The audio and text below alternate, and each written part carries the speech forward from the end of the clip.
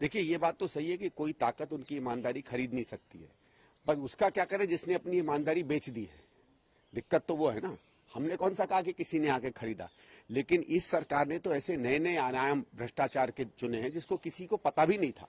मतलब आप समझ लीजिए, जब ये कहता था कि मैं ऐसी नई नई चीजें करूंगा कि लोग आश्चर्यचकित रहेंगे, तो कहां कहां से कैसे भ्रष्टाचार में कोई सरकार पैसा बना सकती है, नए मापदंड जो है केजरीवाल की सरकार ने बनाए हैं।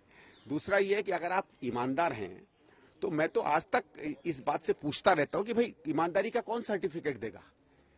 अरविंद केजरीवाल और मनीष सिसोदिया स्वयं अपने आप को रोज सर्टिफिकेट देते रहते, किसी और ने दिया है? कौन सर्टिफिकेट देगा भाई? जब केस बनता है, पुलिस को लगता है कि हमने कुछ गलत काम किया है, वो कोर्ट में जाती है, तो आप कोर्ट सर्टिफिकेट तो कोर्ट देगी ना, कोर्ट तय करेगी कि इसमें संज्ञान बनता है, इसमें अपराध बनता है, नहीं बनता है तो उसमें क्या कार्रवाई होनी चाहिए। इन एक के बाद एक इन पर जो कार्रवाई हो रही है वो सीधे सीधे कोर्ट पर जा रही है।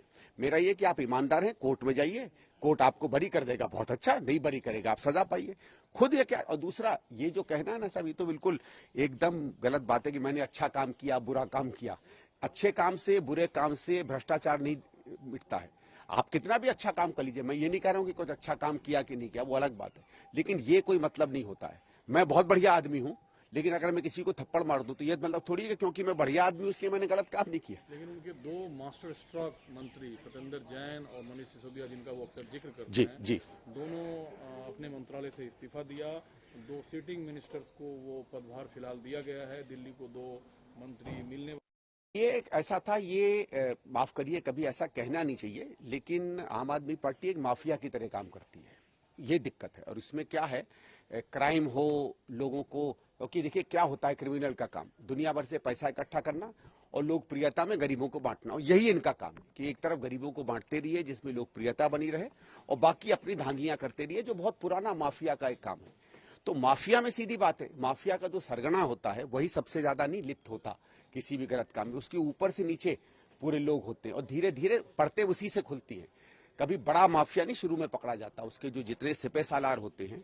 और हुआ इनका क्या कि मुझे लगता है इनको ऐसा लगा कि रोज हम कट्टर ईमानदार बोलते हैं, कोई हम पे शक नहीं करेगा, इसलिए हम जो चाहे नीचे कर सके। अब वो पाप का घड़ा भर गया है। लेकिन अब तो सवाल ये है कि वो तो अभी भी कट्टर ईमानदार खुद को कहते हैं। अब जो दो नए मंत्री मिलेंगे वो भी न्यू एक्सपीरियंस वाले होंगे।